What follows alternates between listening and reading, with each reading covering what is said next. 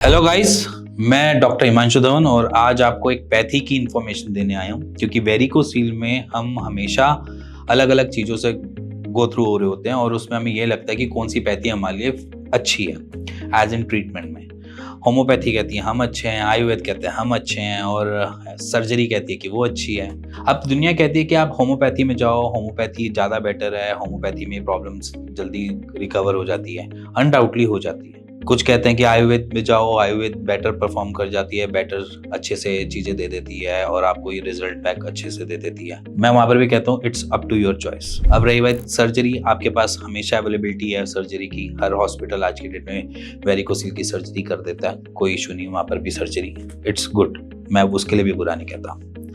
But अगर मैं बात देखी जाए, अगर मैं होम्योपैथी की बात करी जाए या आयुर्वेद की बात करी जाए, तो अगर मैं दोनों पैथी को अगर पहले मैं अलग लेता हूँ क्योंकि सर्जरी थोड़ा सा एक अलग प्रोसेस हो जाता है जहाँ पर मेडिसिन एज सच नहीं दी जाती, वहाँ पर अलग पैथी हो जाती है। अब रह गई बात यहाँ पर वेरिकोसील में आयुर्वेद अच्छी है या होम्योपैथ अच्छी है। हाँ, अगर आप देखा जाए तो एक सर्जरी को अगर बात की जाए तो सर्जन एक अलग तरीके से इस चीज़ों को पढ़ता है और उसकी अगर माइंड सेट है सर्जरी का तो वहाँ पर उसके पास ऑप्शन ही एक चीज़ होती है, वो है सर्जरी की। एक डॉक्टर एमबीबीएस अगर एमएस कर रहा है या सर्जरी में जा रहा है तो वो अपना दिमाग भी ऐसे लगाएगा कि सर्जरी ही करवाओ, ज़्यादा बेटर है, यहाँ पर आपके पास और कोई सोल्यूशन नहीं मिल पाएगा इसके अलावा। अगर मैं वहीं पे बात करूँ तो आयुर्वेद की बात करूँ तो आयुर्वेद कहेगा यहाँ पर जड़ी बूटी खा लो, ये रसायन ले लो, ये सारी चीज़ें ले लो, इसी से बेटर आपको रिजल्ट मिलेंगे। और वहीं पे होम्योपैथी की बात करूँ तो होम्योपैथी कहेगा कि ये वाला टिंचर ले लो या ये वाली पोटेंसी वाली मेडिसिन ले लो, तो इससे आपको आराम मिल जाएगा। तो बेसिकली सबकी पैथीज में थोड़ा थोड़ा ही डिस्क्रिप्शन है, ज़्यादा बड़ा डिस्क्रिप्शन है नहीं वेरिकोसील का। अब यहाँ पर बात करते हैं कि कौन सी पैथी में आपको रिवर्ट बैक अच्छा मिलता है। अगर मैं होम्योपैथी और आयुर्वेद की बात करूं तो अगर आप दोनों में अगर कहीं इंडल्ज हो, मान लीजिए कोई आयुर्वेद में है तो कोई होम्योपैथ में भी होगा, अगर आप होम्योपैथ में भी हो या आयुर्वेद में भी हो, उसमें आप कुछ चीज़ों को पॉइंटर से चेक करो कि आपके शरीर में क्या चीज़ें आपको देखने को मिल रही हैं। सबसे पहली बात देखो, अगर आपका पेन शांत हो रहा है, पहले की फ्रीक्वेंसी से कम हो रहा है, मान ले जिनको सिम्टम्स आ रहे हैं, मैं उन पेशेंट्स की अभी बात करो, एसिम्टोमेटिक वाले पेशेंट्स की बात ही नहीं कर रहा, जिनको वेरिकोसील में कोई सिम्टम ही नहीं आ रहे, सिर्फ हैंगिंग है और नसें फूली हुई है, ना दर्द है ना कुछ है, उनकी बात नहीं कर रहा, अभी सिर्फ सिम्टम्स वाले पेशेंट्स की बात कर रहा हूँ। जहां पर हमें पेन मिल रहा है और पेन आ रहा है तो इट मीन्स कि वो वेरिकोसील के सिम्टम्स में एक पार्ट है। अगर वो आपके सिम्टम्स कम हो रहे हैं विदाउट किसी ऐसे पेन किलर के, विदाउट किसी ऐसी चीज़ के, और आपकी ड्यूरेशन जो है वो लॉन्ग टर्म में जा रही है, मान लीजिए पहले आपको हफ्ते में एक बार ही दर्द होता था और हर हफ्ते में एक बार ही दर्द होता था, 4 बार आपके महीने में दर्द आते थे, अब वो जो दर्द है वो महीने में 1 या 2 बार ही हो रहा है या 3 बार ही हो रहा है, दैट्स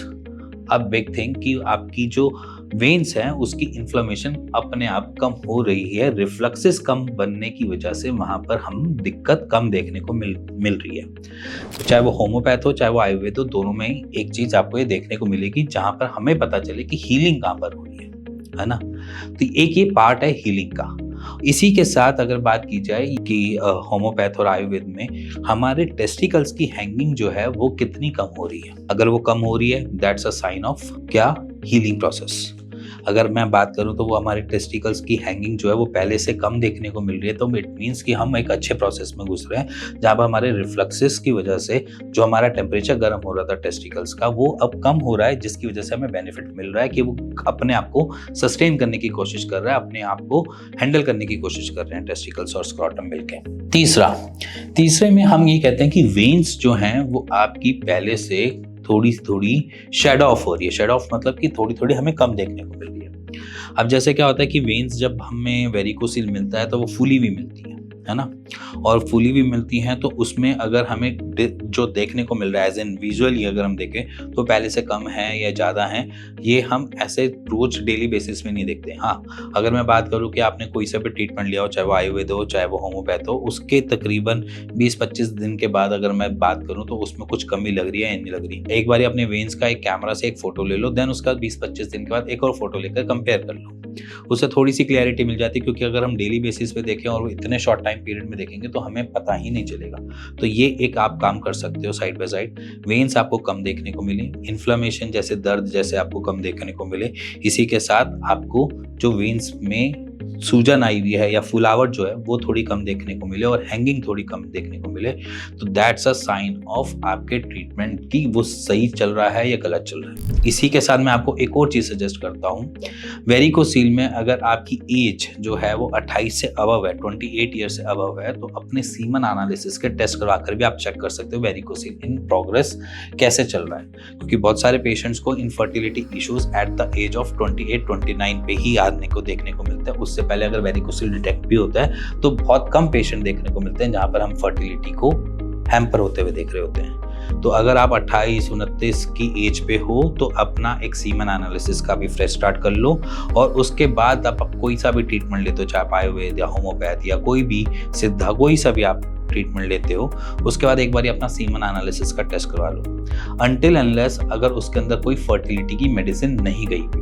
जैसे कि हम अपना नॉर्मली ट्रीटमेंट में कोई भी फर्टिलिटी की ऐसा नहीं देते जिसमें हमें फर्टिलिटी के लिए ऐड ऑन करना पड़े। हाँ, हमारी जो मेडिकेशंस होती हैं उसके अंदर हम हेल्प करने की कोशिश करते हैं कि फर्टिलिटी हैम्पर ना हो, बट ऐसा नहीं है कि हम आपको सप्लीमेंटेशन या कोई भी ऐसी चीजें दे रहे हैं जिसकी वजह से सीमन एनालिसिस की रिपोर्ट अच्छी है। तो कोशिश करना, कहीं से भी ट्रीटमेंट ले रहे हो, अपनी सीमन एनालिसिस की एक नॉर्मल रिपोर्ट करवा लो, उससे क्लियर भी मिलता रहेगा आपको कि भैया मैं बेटर पोजीशन में हूँ या नहीं, और इसके साथ साथ अगर कोई इशू आ रहे होंगे तो वो हैंडल करने के ऊपर काम कर लेगा, कि आपकी फर्टिलिटी कहीं पे भी हैम्पर हो रही होगी तो वहां पर वो काम कर लेगा। एज इन डॉक्टर आपको कुछ ना कुछ वहाँ पे मेडिकेशन ऐड कर देगा या कुछ ना कुछ आपको समझा देगा कि क्या खाने में लेना है, क्या नहीं लेना है, डाइट बता देगा या कुछ भी ऐसी चीज़ें आपको थोड़ी सी क्लियर कर देगा। इसी के साथ ये कुछ चीज़ें होती हैं जिसको हम खुद चेक कर सकते हैं एज एन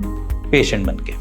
क्योंकि इसमें डॉक्टर का रोल नहीं होता। चीज़ें हीलिंग हमें खुद से पता चलती है कि ये स्टेज मेरे को पहले होती थी, अब मेरे को कम हो रही है, इससे पहले मेरे को ऐसे होता था और इसमें मेरे को ये देखने को मिल रहा है। रही बात एसिम्प्टोमेटिक में, सीमन एनालिसिस का टेस्ट वो भी करवा सकते हैं, ठीक है, क्योंकि उसी से क्लियर होगा। दूसरा विजुअलाइजेशन, जैसे कैमरे से आपने फोटो खींची और आपने 20 दिन 25 दिन के बाद एक और फोटो खींची, इस विजुअलाइजेशन से आप खुद भी डिटेक्ट कर सकते हो कि you are at healing stage और कहां पर स्टैंड करती है आपकी वेरिकोसील। तो फैक्ट्स आपके सामने हैं, आप खुद चेक कर सकते हैं कि जहां पर रिकवरी पेशेंट्स को मिली है। इसी के साथ मिलेंगे नेक्स्ट वीडियो के लिए, तब तक के लिए बाय बाय।